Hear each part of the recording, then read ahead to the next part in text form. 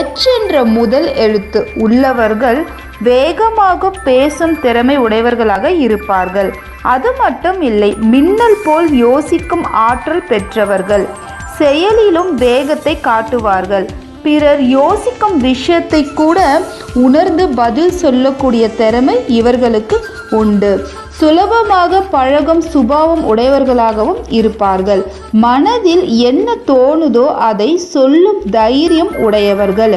எவ்வளவு கடினமான வேலையாக இருந்தாலும் சரி தயங்க மாட்டாங்க. தைரியமாக செய்யும் ஆற்றல் மிக்கவர்களாக இருப்பார்கள்.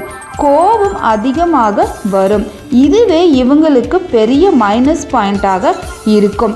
இதனால் சில நல்ல வாய்ப்புகளை இழக்க நேரிடும். யாராலும் செய்ய முடியாத வேலையை கூட நான் செய்து காட்டுவேன் என்று